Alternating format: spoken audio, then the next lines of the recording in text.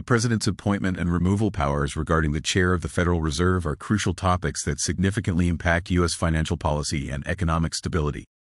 Let's take a deeper look at the legal foundations related to this matter. The Federal Reserve System serves as the central bank of the United States, playing a vital role in managing economic stability and monetary policy.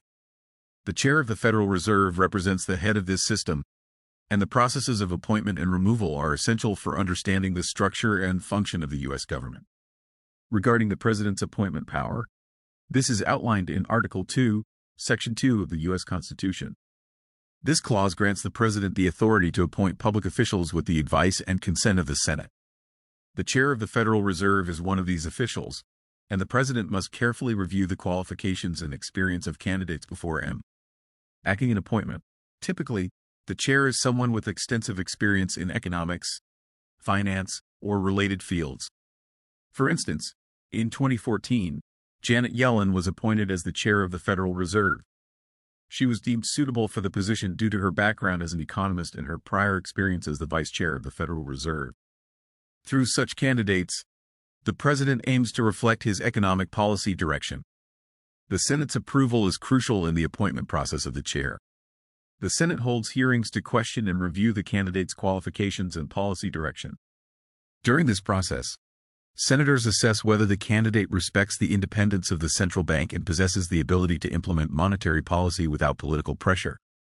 If the Senate does not approve the candidate, the President must nominate another individual. Next, let's discuss the removal power concerning the Chair of the Federal Reserve. The Constitution grants the President the authority to remove federal officials, but this is only permissible under specific circumstances. Generally, grounds such as high crimes or misdemeanors are required, and removal solely due to policy differences is not allowed. These regulations serve as a mechanism to ensure the independence of the Federal Reserve.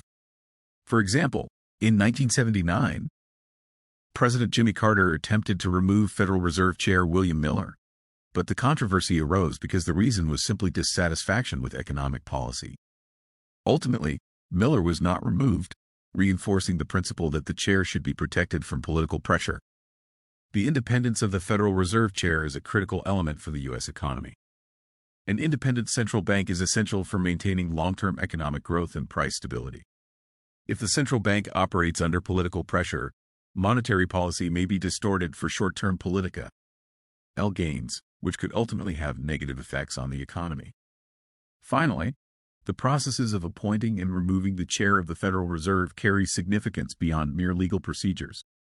They contribute to building trust in the U.S. financial system and the economy as a whole. Therefore, these processes reflect democratic principles and play a crucial role in enhancing government transparency and accountability. In conclusion, the President's powers to appoint and remove the Chair of the Federal Reserve are carried out through constitutional foundations and legal procedures. These serve as important mechanisms for maintaining economic stability and the independence of the central bank in the United States. Through this process, we establish a foundation for pursuing effective monetary policy while maintaining democratic oversight.